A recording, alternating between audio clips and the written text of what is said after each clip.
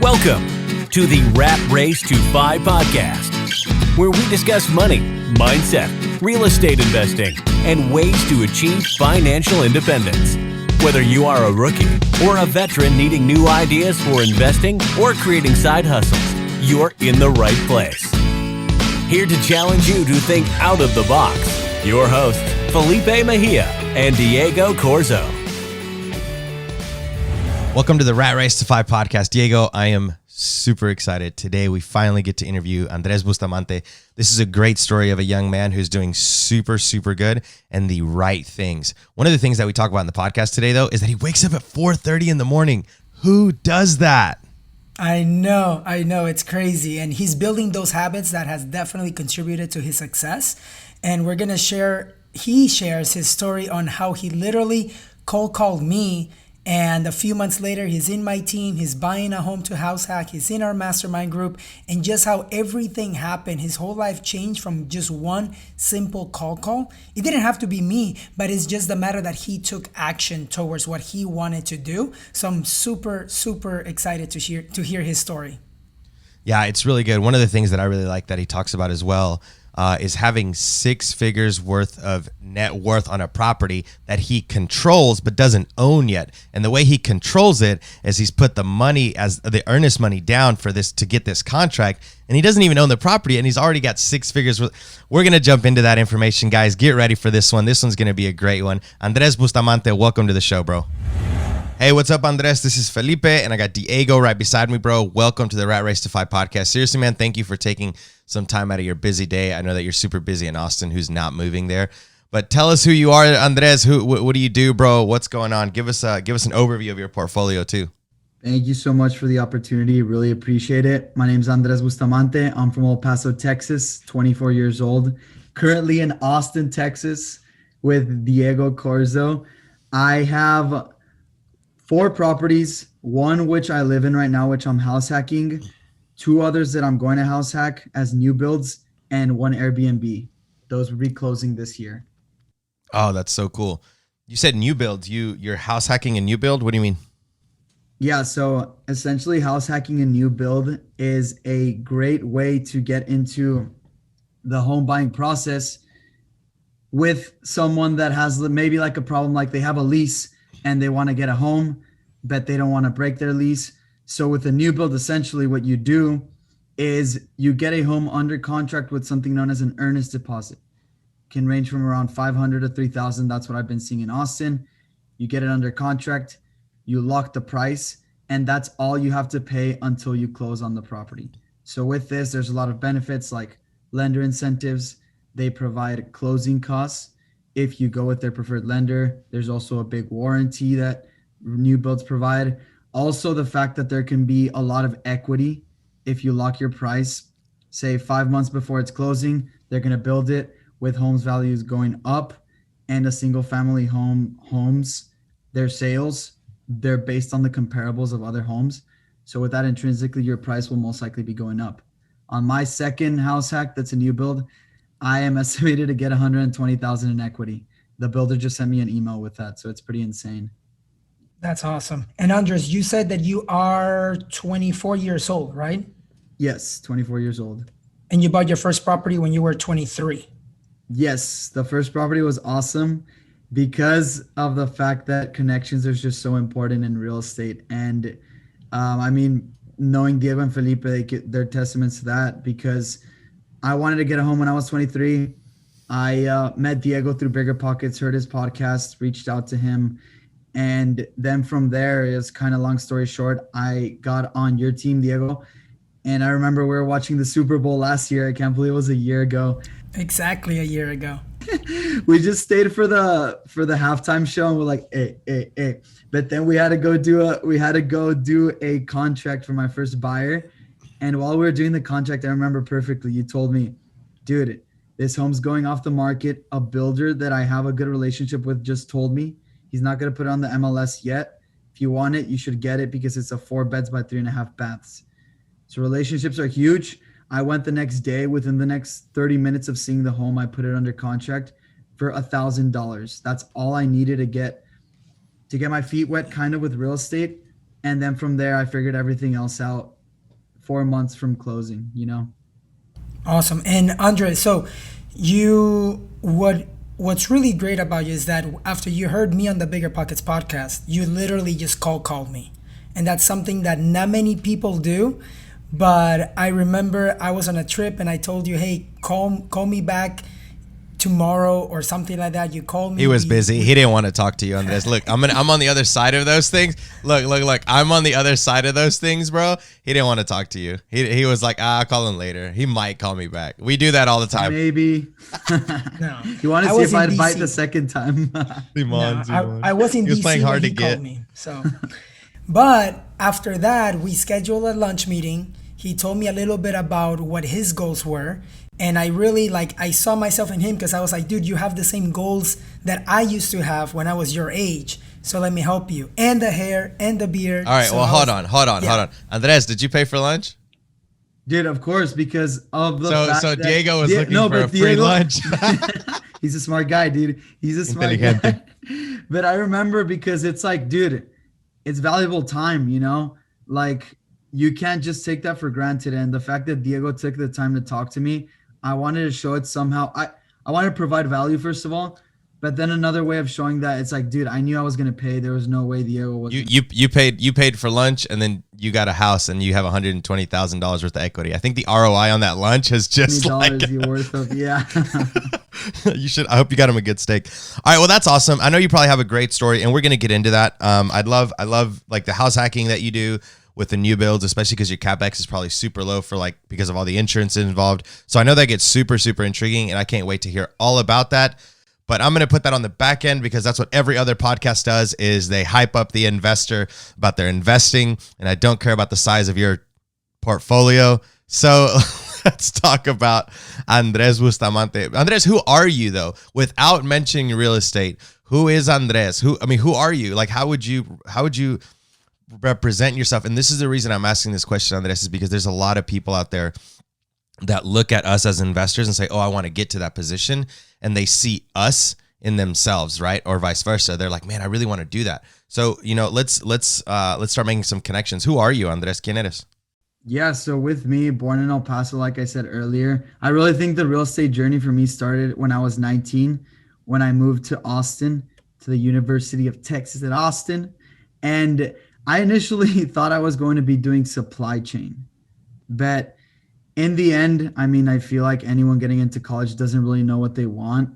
As a little kid, we're like, oh, we want this and that, but we're not that sure. And I wasn't sure at all. So what I did, it's like, if I want to do supply chain, I better get an internship with supply chain. So I got an internship in Juarez, and it wasn't something that I liked. At the same time, I had gotten my real estate license when I was 19. And the thing with real estate that really got me interested was the fact that I had my own time and I was my own boss. That was huge for me. I'm going to keep leading you away from real estate. So let's lead you away from that real quick. Let's go back to high school. Who were you in high school? Because I'm going to lead you away from from real estate until we get back to. I know that's who you are now, but I want to get to know okay, so let's go back. High school, bro. What clique did you hang out with in high school? ¿Quién eras in high school? Dude, I had a lot of friends. I was in El Paso, had plenty of friends from El Paso and from Juarez as well. I loved playing soccer. I was on the soccer team and the cross country team. And soccer was on varsity for 4 years. My junior and senior year, I was the captain of the soccer team, and we got to win state senior year, which I love soccer. And that was probably one of my favorite accomplishments in high school. While I was in high school as well, 16 years old, I went for a full year to France through a Rotary Youth Exchange program. They sponsored me. Bro, I did not know any French, so Google Translate was like my bestie for 2 months. Yeah. It was hilarious because I didn't understand what the hell my family was saying. And I remember, this is actually hilarious. The first day I get there, I go to my family's house, my host family. Dude, they have pizza and I start eating it with my hands. Pizza in the US, you eat it with your hands. They all start looking at me and I'm like, what the hell is going on? So they get their forks out and they start cutting the pizza. And I'm like, dude, what is this? So it was just a funny experience. What did they say in French? Bro, okay. In French, they're like, qu'est-ce qu'il fait? And that means, what is he doing? But I didn't know what the hell that meant. So I was just like, all right, dude, I'm gonna Did teach you you keep about eating my with your hands? culture. No, I stopped because it would have been weird. So embarrassing. Bro, it That's was hilarious. hilarious. So you did an exchange with a family. You went to, how long were you there, you said? For a full year to Montpellier, southern wow. part of France. Very cool. Very cool. I think those experiences are very crucial for people that are in college because, like, I didn't do something even like that, even though I did have the opportunity to. I almost felt it like it was a waste of time. But now looking back, I'm like, oh my gosh, like, I don't think experiences is ever a waste of time, right? Like, if you have the opportunity to do an experience, like, I think you should do it. Diego, can you talk about an experience that you did when you were younger, or that maybe has like changed your kind of course of life or whatever? Because I feel like we might get back to this going to France with Andres. Yeah, for me it has to do. I did a so I couldn't travel outside the U.S. of course, right? Because as a DACA recipient, can't leave the country from that perspective. But I did participate in a conference called in that it was in high school in 10th grade, and they basically it was in Washington D.C. and in New York, and it was with kids all over the world for like a UN summit, and it was like all the different cultures, like people that were Sikh, people that were from Europe, from Australia, Africa, all of those different people. It allowed me to get to know the different types of languages and the culture. And I think that that was very important, especially at a young age, to know that the world is not just within the United States, but there's so much to do and so many people to see from that perspective.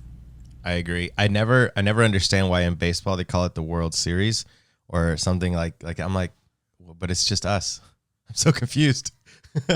Anyways, so back to Andres. Okay, so in high school you played soccer. You were the captain. What happened from high school to college? How'd you get to college? What happened next? Where'd you go? All that fun stuff. Well, from college, as in like what I did during college and whatnot. UT No, so Austin. from high school, you went to UT Austin. Okay, great. Did you play soccer in college too? I played for 1 year. Yeah, it was pretty fun. Yeah. What'd Yeah, you I played for study? a What was your year. major? Talk to us about your college. Dude, so my major freshman year, sophomore year, and junior year, they were all different. I wasn't really sure what I wanted. I heard supply chain. One of my friends told me supply chain. I'm like, dude, that name sounds dope. Why don't I just try that out? I got into the Macomb School of Business freshman year. I thought I was going to do supply chain. Got an internship in Juarez. Did not like it as much. Switched over to management information systems. I ended up minoring in that, but I didn't major in it. Then junior year, I was like, I'm going to do international business because I have that international background. I'm from Mexico, born in the U.S. My parents are from Mexico. I was born in the U.S. And I always say I'm like a third French as well because I live there. So, You just added in there. Yeah, it was like, yeah, third French as well. Just go with it and throw in a little French word and whatnot. But yeah, I mean, claro, oui, oui. So with that, I ended up doing international business, major, certificate in real estate, and a minor in coding, management information systems, like Diego. Oh man, That's cool. That's really cool. Felipe, this is interesting because I mean, at the beginning, it sounds like you, not that you lacked direction, but that there was just like everybody in college, right? You just go to college and you try to figure out what is it that you want to do. And for some people, they might feel like it's a waste of time. For others, if you network the right way, or you sort of like find yourself from that perspective of what you really want to do, then it definitely pays off. But Andres, so what ended up gearing you towards real estate as you were transitioning from supply chain to MIS to like IT and all of that stuff? Well, I really needed a job in college, and I was going to be a lifeguard because I had been a lifeguard for the past 3 years. So like from 16 or 15 to 18 or 19. And my certificate had expired. So they told me, it's like, dude, your certificate's up. You need to take the classes again. And I was like, hell nah. So what I did was then decide to do real estate. So can I touch into that one, Felipe? No, you don't have permission yet. For sure. No, of course. Of course. Go. Quick yes or no. Okay. So I jumped into real estate when I was 19. Actually, one of my friends, I forget who it was, but it was either Rui or Otto, really good friends of mine. They told me, it's like, dude, I got this interview request for real estate. You should look into it. I feel like you'd be a good fit. That was when I was 19. I was like, you know what? Let's do it. So Is I that what send your them friends were telling you in college? Because that's not what my friends were telling me in college at all. So it was pretty insane that it got to where I am right now because of that. So I emailed the guy, had an interview. He hired me. I just needed to get my license. Ended up getting my license. So freshman and sophomore year was kind of like transition into the rentals, as in I would help all of my friends get their apartments. And I'd either get like a 30% of the first month's rent, or I'd get a paid per bedroom, which was great because I built a lot of relationships. So roll on to junior year, have a lot of clients from all my business fraternity, my social fraternity, and all my groups, a lot of referrals now. Junior year, I was able to pay for my college and for my housing expenses with the money I made. I was also able to do a sale downtown because of a rental client that I had helped. She was like, "Hey, Andres, I have a friend that wants to look into renting." So I called that friend and he said, "Yeah, dude, my budget's like $1 million to $3 million." And I didn't know anything about sales whatsoever. So I just told him, "All right, I'll send you places." Listen, if you hear $1 million to $3 million on any sales call, you learn very quickly about Bro, sales. Okay. I learned so fast and I was like, "Okay, I got you." Long story short, one of my really good friends at the rental company that I was with had experience with sales. We partnered up and he was like the guy that spoke with the agents. I was the one that was building rapport with the family, and now we're super close and I'm probably going to help him buy something later on. So that was junior year. Then senior year, it was just snowball effect, a lot of rentals. And then from there was when I met Diego and I started on his team full time. So let's talk about that a little bit. This gentleman with the $1 million to $3 million thing, you kind of went over it pretty quickly in regards to the cold call you did, and I think that's really important because a lot of people are scared to make those calls, right? Like the call to Diego, the call to that client, all the cold calls that you've had to make throughout your life. I think a lot of people are scared to make that call. And us as investors know that, like, on the other side of fear is exactly what you're looking for, right? You were looking for a great career that's going to pay you well to give you your time, and that was a cold call to Diego. Your first big commission or pitch here was this cold call. Can you talk a little bit about the mindset and what you had to break through to make that cold call? Because there's probably going to be people listening that are going to say something like, "Oh, well, it's easy for him to make those calls, right? He's just type A or outgoing," or whatever the case may be. What would you tell someone that's scared to make those calls? So with this, to tell you the truth, I was just like, "Oh, this is freaking awesome. I want to call these people. I love doing rentals and whatnot." So the mindset really wasn't there until I met you two guys and I started reading a lot about mindset. But if in hindsight, if I would look back and give myself advice, it really be more so the client or my friend has a problem and I'm going to offer a solution. So it's very important to look at it from that perspective and not like, "Oh, I'm going to bother them and this and that." Because when you do that minor tweak, like with cold calling, someone's afraid of bothering someone. They do have a problem though, and you're offering a solution. So you should never be afraid of offering that solution to that person and knowing that if they don't go with you, they'll go with another realtor that might not be as good as you. And understood one of the things that you said was that even though you didn't know with like from leasing to making a sale, you didn't say no, but you decided to partner up with somebody, right? Find that person that would actually still help you solve that problem. Not just be like, "Oh, I don't want to do it," or "It is too hard." It's like, how can I make it happen? Let me partner up with somebody that has a little bit more experience and help out this person out. And I feel like that also gave you experience in seeing how they dealt with that sale part. Oh yeah, and it's also important when partnering up, how do you complement each other? Like you two, you guys complement each other perfectly. So it's very important not just to get a partner, but someone that complements you and can work on your weaknesses and you work to their weaknesses, you know? Oh no, I was just going to say that I think that's a great point, talking about strengths and weaknesses, because I feel like a lot of times people are like, "Oh, I want to do this on my own," or they think that their weaknesses is what's holding them back, when in reality it's really simple to just partner with someone that can complement you, right? And for like Andres said, Diego and I are in business together, interweaved in a couple of businesses, and we know each other's strengths and weaknesses, and at the end of the day, that has been our greatest asset to building businesses together, because we know where each other lacks and we're able to just kind of take over that. And it's not like, oh, I'm doing more work or he's doing more work. It's just the power of like, oh, it's not that I'm doing my work. It's just that this work is easy to me and Diego's work is easy to him, right? So if we can both do the easy things that we love and we're complementing each other, then obviously business is going to be a lot easier. Love that. I agree. 100%. Agree. Yeah, same here. So Andres, what was your transition then from leasing to the sales part? Because full time you're still a realtor that happens to be an investor, right? So how was your transition from leasing to being a realtor in sales? From leasing to sales, it was really somewhat hard because I thought I was going to be doing commercial real estate. I wanted to be a broker, and I had internships with JLL and some other companies. So during the summer of 2019, I was like, should I accept the offer of commercial or should I stick with residential, something that is not assured income and it's more so you eat what you kill? The financial analyst position was an 8 to 5 and I had a boss though, and I didn't have my time freedom. So I just said, you know what? Let's just roll with the punches. Let's see how it goes for the first 6 months. I've been doing leasing and I want to transition to sales. I'll fall back on leasing or get the commercial real estate route. I just don't want to live with the regret of not doing this.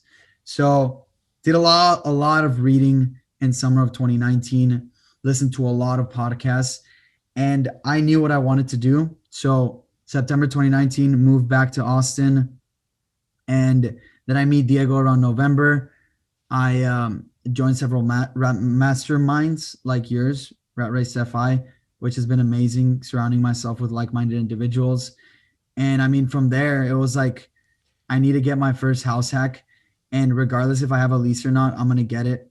So I got it under contract in February, closed in April. My lease wouldn't have ended until September, but I got someone to sublease. Interesting. So let's go back to the masterminds part. I like getting into the details in interviews like this because I think it's easy sometimes for us. Like, it's like, oh, I did this, I did that, I did this. And it's like, well, hold on. Like, give us those actionable steps. So let's talk about first how important do you think it is, being in masterminds? And obviously we have ours, Rat Race Defy, hence the podcast, but like, how important is it to surround yourself with those people? And why is it important? Why do we keep hearing that? Why do I have to have people around me that are doing what I want to do? I mean, it's very much so putting yourself to the high frequency that other people put themselves onto, because if you're hearing the same conversations, you're most likely going to be around that same frequency. What I mean by frequency is really like, okay, let's talk about investments. And it's like, wait, investments? What are you talking about? Then they start talking about investments and the properties and what they offer. And you're like, damn, I'm interested. If you hang around those type of people, you'll hear those conversations a lot. And subconsciously, you're going to be like, wow, I want to be there. Why am I not there? You'll figure out a way to do it if you're motivated, obviously. Well, no, if you're disciplined. Motivation is different from discipline. It's very important to know that it's discipline that you need instead of motivation. So with this, being in groups like that, tell you the truth, well, my friends had just graduated, and it's like, dude, a limiting belief, you can't buy a home until you have a family or something like that. So, I mean, that was also one of my limiting beliefs until I started hanging around people that helped me break those limiting beliefs. So it's just so crucial to surround yourself with people that'll push you to be better and call you on your BS if you're like, oh, I can't do this. If they're friends that are like being complacent and whatnot, they're going to be like, dude, yeah, don't worry, it's not possible. But if it's someone that pushes you, they'll tell you there's always a way, and you can find one way to be creative, and you'll get a lot of no's, but you'll eventually get a yes. What about, you said it's better to be so motivation, or what was the sentence you used there? Discipline over motivation. Discipline over motivation. Where did you get that, and what does that mean? I think that was from Extreme Ownership, or I forgot where it was from, but I really, really love that quote. I have it on my mirror. I'll post it.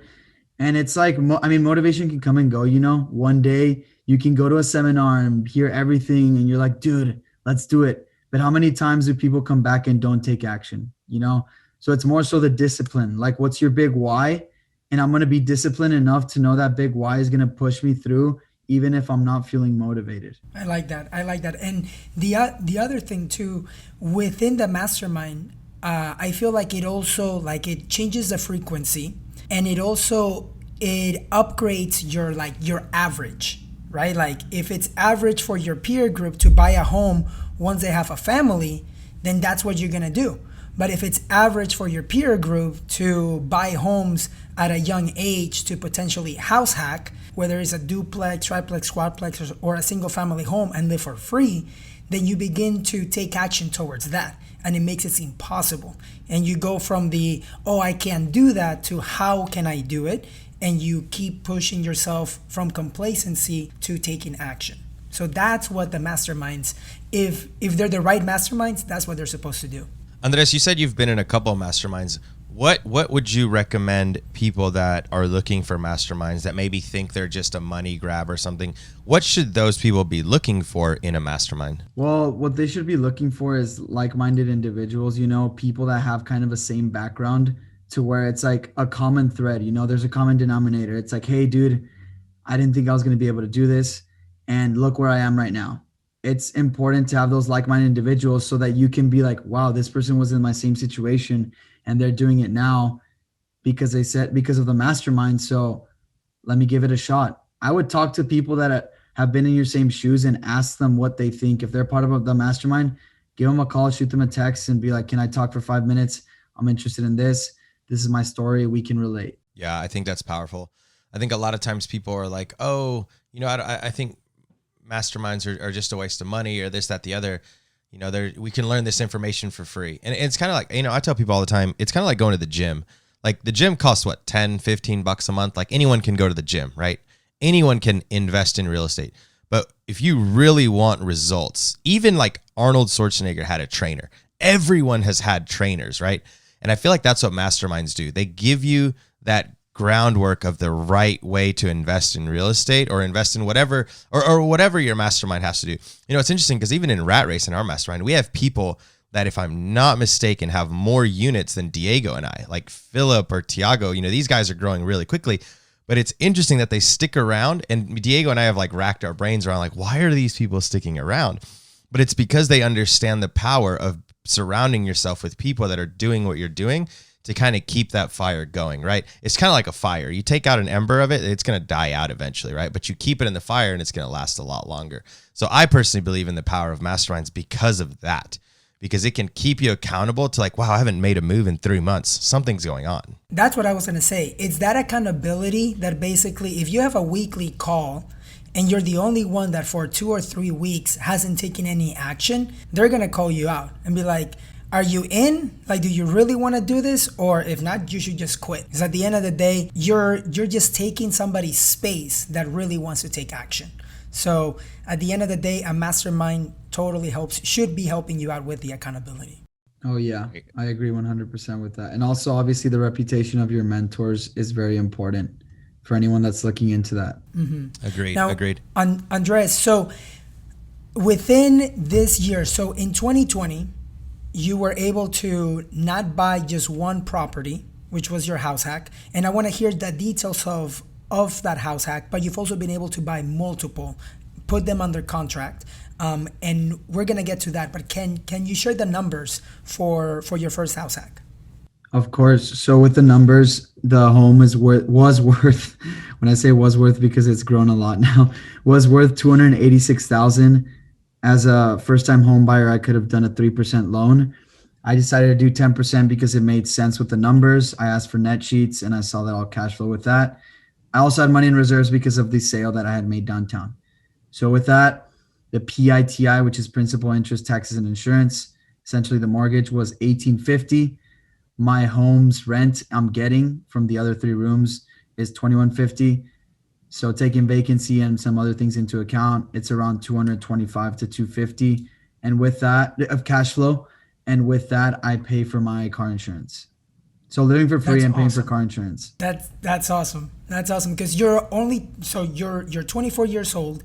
You're living rent free, and like your mortgage is getting paid by other people. That is a great thing to do, especially when you're young, because it also allows you to continue to save money to put into to the rest of your portfolio, to that next property. And by you being able to live on the property, you also get the low interest rate. So that's I feel awesome. Like it's a lot about the options that house hacking offers. It's not only that you can live there, you can decide, you know what, after a year, I'll rent the whole thing to a family, or rent by the rent per room. So those are options. You can also go to an apartment, and with part of your cash flow, you offset that apartment cost if you're going downtown. But it's just so important to know that it gives you flexibility and a lot of options that just renting, would not give you. This is what I really like about this strategy coming at it straight out of college. One, you're used to living with other people, so you don't really know what it looks like to like live completely by yourself. But two, it gives you the freedom that if you hate your job, you don't have to stay there to pay the bills, right? If you come out of college, you take the job, you live there, or you're working there for a year, but you're house hacking. So that doesn't mean you absolutely have to be paying your bills because someone else is. You now have the flexibility to go find another job without the stress of like, should I stay or should I go, right? You have this like, okay, I can save up for 6 months worth of rent really quickly, and then I can quit and I can find a different job that I like. I feel like a lot of people get stuck in their 9 to 5 or their rat race because they feel like they have to pay the bills, right? Or they have other responsibilities, which is why they can't quit their job or follow their passion. I'm a big supporter of everyone. I think everyone should do this once in their life. They should save up 6 to 8 months worth of income, have that money saved up for their bills, quit their job, and follow their passion for 6 to 8 months and see how that's going to change their life. It's going to do one or two things. Either you're going to find a whole new career that you just are super in love and passionate about, and you're going to make money, or you're going to be like, crap, that was a mistake, and you're going to go back to a job, but at least you can say you tried. And I would bet, I'm not a betting man, but I would bet that 90% of the people are going to find a way better way of life than being stuck in their 9 to 5. And I definitely believe that house hacking can give you that opportunity right out of college, so you don't have to get stuck in a job, but you can decide what it is that you're going to do. Like Andres, for example, he's house hacking and he's giving himself the opportunity to invest in real estate. And now he's doing a job that he loves to do as well. Yeah, no, and Felipe too, that's exactly what I did, right? I was a software developer, graduated out of college, started house hacking, put my 5% down, live for free, which is right when I met Andres and he's like, hey, I want to do this, I want to do that. I'm like, I've done it. Let me teach you. I can mentor you from that perspective. And then fast forward 2 years later, I was able to quit my job because I gave myself the option through house hacking to be able to leave my job and be okay. Taking more like a calculated risk where my assets are paying for my liabilities, right? And I feel like once Andres buys the second and the third home, it's going to continue to pay for more of his expenses and at the end give him total financial independence from being a realtor. He can still continue being a realtor, but at that point then he has a choice, and that choice is freedom, because money doesn't bring you happiness, but money gives you the choice of options to have. I agree with that. Let's talk about that real quick. Andres, how do you feel about money and it bringing people happiness? Well, like Diego said, it definitely gives you the ability to choose what you want to invest your time in, because if you don't have money, I mean, you're going to need it to pay some things, and if you needed to pay things like your bills and whatnot, that's time that you need to put into doing that. So like Diego said, it's all about the time and what money can offer to offset that time. I agree 100%. And I think it's great what you're doing. So let's run back to your portfolio. You now have a property where you're house hacking, you're living for free, you have your bills getting covered. What's the end of 2021 look like for you, on the best case scenario, portfolio wise? The end of 2021 is going to be, best case scenario, 7,000 in passive income. So that might be 10 units or a syndication. But the scenario right now that we're looking at, I'm closing on my second home in 2 months. I'm going to move over to that one, own and occupy it. I had gotten it for 326. Now it's selling for 440. And you're under contract at 326. Yeah, under contract. How insane is that? 125 in equity, which gives me an opportunity to HELOC, refinance. Can do a lot with that. So that one, I got another home under contract as an investor, so 20% down. First phase of a build, so that's very important. If you get a first phase, there's going to be about 4 more phases in that. Each phase has about 150 homes. So with that, your home's probably going to go up in value I got a 3 beds, 2 bathrooms for all in 320. I spoke with the builder yesterday and she's telling me that that home will now go for around 355, 360. And that's That's been in a awesome. month and a half or 2 months. So I'm gonna close on my second house hack in 2 months, then the Airbnb in about 4 months, 5 months, and then I just got another home under contract that isn't scheduled to close until summer of 2022. So the Wow. great thing about that is that I'll be able to do an owner occupant loan after I move out of my second home, because each year you have to be in the home for a year in order to get the benefits of house hacking. I mean, primary residence, so lower down payment and interest rate.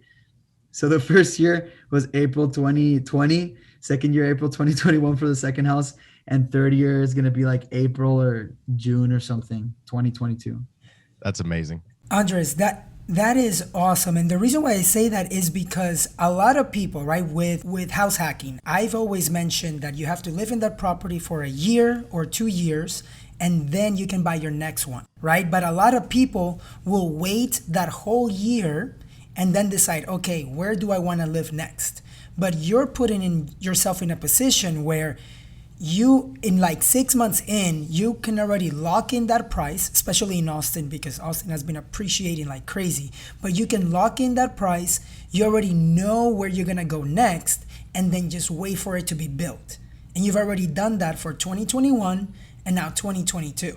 So that is a great way to strategize so that you can still continue to take action and just put them under contract. And one of the benefits with this too that we talked about is the earnest money. Whether it is $500 or $3,000, you are at least playing the game, and then you can decide maybe by 2022, like in January, you're like, you know what? I do not want to buy this house hack anymore because I want to put my money into a syndication. But at least now you may have the choice to actually say yes or no, where other people don't get a choice. So I really like that part about you. Yeah, I love the new build strategy. It's just insane. For the Airbnb, I remember we talked about that. You got one as well. And it was just like, you know what? I'll put the deposit. I don't need, okay, I actually don't even know if it's going to be an Airbnb, to tell you the truth. It was more so, let me just get this under contract and I'll figure it out. 7 months from now, I'm going to close. So I don't really care. It's just getting that equity and having a number in my head. My number was 30K in equity. If I don't have that, then I'll partner or I'll figure something out. But I already have those 30K in equity, so I'm like definitely keeping this one. So I don't think a lot of people realize what you're saying, Andres. And you know what you're saying is you're making a bet that the appreciation is going to pay off with what you're basically doing like an option. You're putting $1,000 down, and you're like, it's going to go up 30 grand. And if like you're like, oh, you know, the market goes down the tank, dude, you lost $1,000, right? Like it's not. You know, I would do that. I would do that bet all day. $1,000 to make 30 grand in 7 months. Like that's unheard of. It's like the safest bet. Yeah, especially in markets that are competitive. The great thing about this is that you don't have to compete. Now, builders are starting to get savvy though, and they're doing bids, unfortunately. So best and highest. I still have relationships with some builders that don't do that.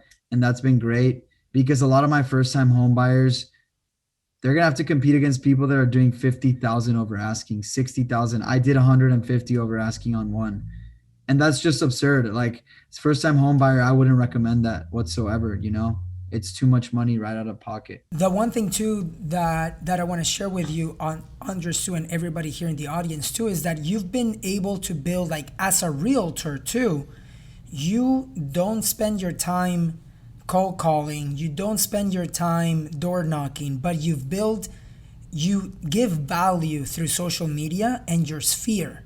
And you've been able to find your unfair advantage or your competitive advantage with your sphere, which is the college students that have graduated that now have a good job, or maybe their parents can help them be able to buy a home, and putting yourself in a position where building on those relationships to be able to get them into new builds where right now it's extremely hard. Oh yeah, no, it's been great, and thankful for people like you and Victor and Felipe that have helped me, because with the social media, it's skyrocketed, and it's more so like putting yourself out there, being the real estate guy or gal.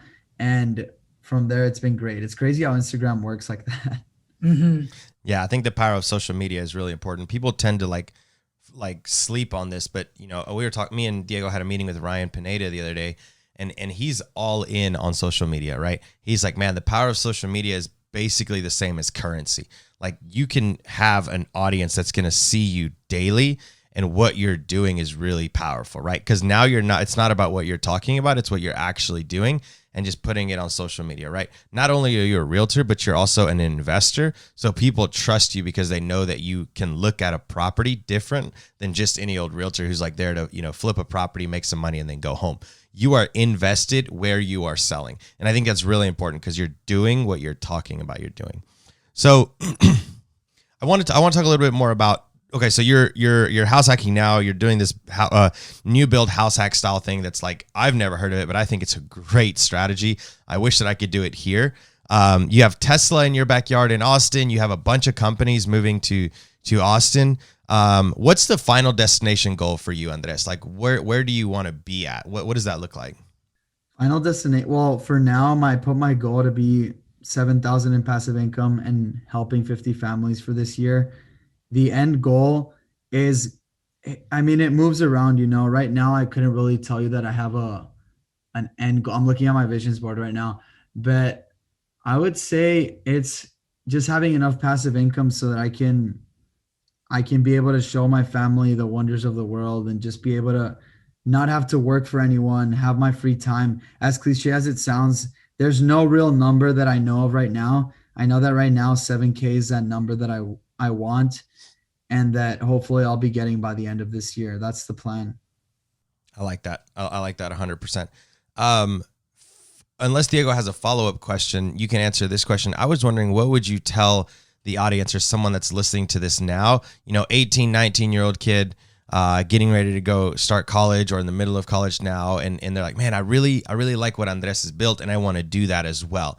You know, what would you tell that person are some of actionable steps that they can take to become, you know, financially free, get into real estate, you know, do exactly what you're doing? I feel like the biggest thing would be, and remember Diego Iñaki, we had a little intern come to Austin. Shout out to him. I would say find a mentor. It's so important because that person has been through everything. And if you can shadow that person, you trust them and you build that rapport, that mentor will have you not have to reinvent the wheel and will take you through the steps needed, especially at such a young age. Imagine at 18, I think Iñaki's like 16 and he killed it when he came here. He stayed at my place and he shadowed myself and Diego. And he's asking all the right questions. And in the end, he was like, dude, what books do you recommend I read? He was hungry and I could see that. So if he comes to Austin, he'll probably be on our team, which would be awesome. I'd say super important. If you find a mentor at an early age, you could just skyrocket your learning. Yeah, I do agree with that too, Andres, because I feel like what may have taken, so a huge example right now, it's last year I sold 56 homes, right? You said that your goal for this year on year 2 is for you to sell 50 homes. And it took me 5 years of doing this full time before I got to where I am. But because of the norm is just higher, like that average now, it is higher. Now for you, I have no doubt that you're already gonna hit that 50 home sales because you already have like 15 or 20 homes under contract already, right? So it's sort of like you're already taking all of the action and it will exponentially grow as you're learning from your mentor. What may have taken me 5 years is going to take you 2, and that's freaking awesome. And that's a perfect example of the power of a mastermind, of good mentors, not just, you know, mindset mentors, but mindset with action mentors. Like, I think that's the powerful, because yes, you know, Andres has shifted his mindset, and we'll talk about the books in a minute of what books Andres recommends. But I think that's the power of having two things: mindset and action. And, you know, this goes back to something like, not to get religious or whatever, but like, I remember when I was going to church and I was like a lot younger, when I was in my teens, still going to church today. But when I was younger going to church, I would listen to like certain pastors or certain people be like, oh, come to the front, I'll pray for you or whatever. And it's like, great. Like, people would go up, they'd get prayed for, they'd feel better, they'd go sit down. And then I would watch them just go to the parking lot, get in their cars and leave. And I'm like, well, all you did was give them a prayer. Like, you didn't help them, give them an actionable step of how to fill in the blank, whatever their issue was going on. And I think that's the difference in our mastermind than in a lot of others, is we look for people's problem, we help them, or we try to find actionable steps that they can take, not just a mindset game, right? It's not just like, here, I hope you feel better, go on your day, good luck. You know, for example, Diego has given Andres actionable steps, and now he's given him a really cool goal to reach that 50 homes, which took Diego 5-6 years. It's going to take Andres 2 to 3 years to do. And hopefully he'll do it this year. I know he can. Andres, what are some books that you recommend for people that want to get to the level that you are, and then, you know, Diego and so forth and so on? Dude, I love this. Miracle Morning is 100% the book everyone should read. I follow that religiously, and I have it right here. It's probably one of the best books I've read, and has really changed my life, by Hal Elrod. That's an amazing book. I'd also say The Power of Now is a book that really changed my perspective, being present in the now. You should read it. It kind of goes crazy. It's a little weird, but it's very, very interesting book. Psycho Cybernetics is also a great book. There's two about three are about mindset. Miracle Morning, though, is more so like about the habits you do in the early morning before 8 a.m. so that you can just be focused on your day and everything else ahead after 8 a.m. Would you be able to share? Las over me at 8 a.m. I'm warm as a mug. Would you be able to share what are those 6 things that Hal Elrod talks in his book? Because I know you implement them. I know you wake up at freaking 4:45 in the morning or something. So can you share that with the audience? Yeah, of course. So, for example, today, and this is what I always do each weekday. So wake up at 4:45. Okay, start off the morning. The night before is crucial to how you wake up. Very important to not be on your phone 30 to 45 minutes before you go to sleep. Leave your phone away from your bed. Don't use your phone. And then I also have like an affirmation I read before I go to sleep that says, just cutting it short, I'm going to wake up at this time. By doing so, I significantly increase my likelihood of being productive, this and that, an affirmation. So after that, go to sleep around 10:30, maybe 11. Wake up at 4:45. Turn my alarm off. I do my bed. Small wins are important. Drink a cup of water. Drive to the gym. Do about an hour of gym. That's around 6:10 when I finish. Take a cold shower with affirmations, like a speaker, doing affirmations while I'm in the shower, cold shower. Then I do gratitudes and meditation. After that, affirmations, then visualizations, then I read. And by that time, it's like 7:30 a.m. So from 4:45 You've to already 7:30. done more than most people do in a day. Yeah, it's pretty crazy. And I love it that my roommates have started to do that as well. And also my brother, that he started doing that. So I'm super proud of him. And he told me, dude, he called me. He was like, bro, Miracle Morning is amazing. I can't believe I hadn't done it before. And I was just like, that's so awesome. I think that's really cool because you're giving back, bro. So like, yeah, you're taking from mentors and you're learning a lot. And I love that you said that, because a lot of people don't realize that the way they start their morning is a projection of how their day is going to go. So if you're putting positivity into your life from the beginning, like, that's amazing. And it's really cool that I don't even think you realize that you're giving back to those that you are surrounding those that are surrounding themselves around you, because there's a big difference between who you surround yourself with and who's surrounding themselves around you. Your roommates and your brother are surrounding themselves around you, while you're surrounding yourselves, with Rat Race Defy and other people. It's kind of like those monkeys. Have you seen those red monkeys on like Toy Story? Yeah, the hanging monkeys. Like, you're helping these guys come up with these, with this Miracle Morning that you're showing them. So I think that's the positivity of giving back. So you're feeling good about yourself as well, and you're also taking from mentors and learning. So that's super powerful, dude. I think you're putting yourself in a position to be extremely happy, extremely healthy, and extremely wealthy, going forward. So I think you're taking the right actionable steps, and I hope that everyone follows you and learns from what you're doing for sure. Thanks, brother. Appreciate that. Cool. Diego, any last words?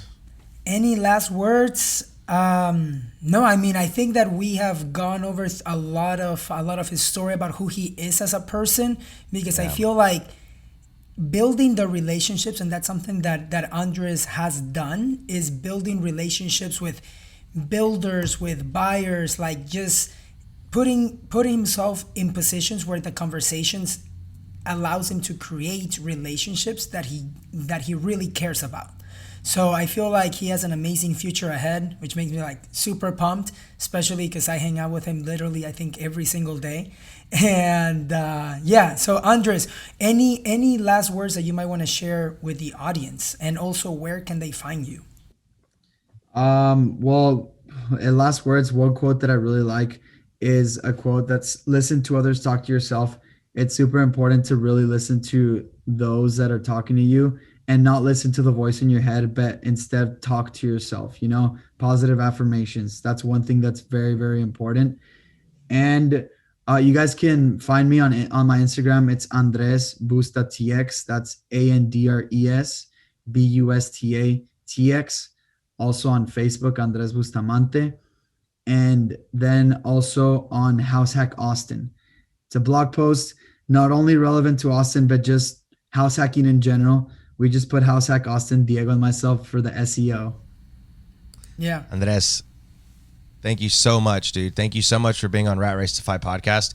I'm super excited to get you interviewed again in about a year and see where you've grown and where you're at. So we'll definitely have a follow-up to this, man. Seriously, thank you so much for being on, and we will see you next time. Thanks, guys.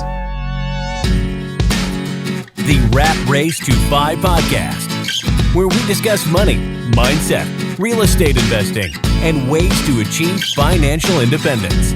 Whether you are a rookie or a veteran needing new ideas for investing or creating side hustles, you're in the right place.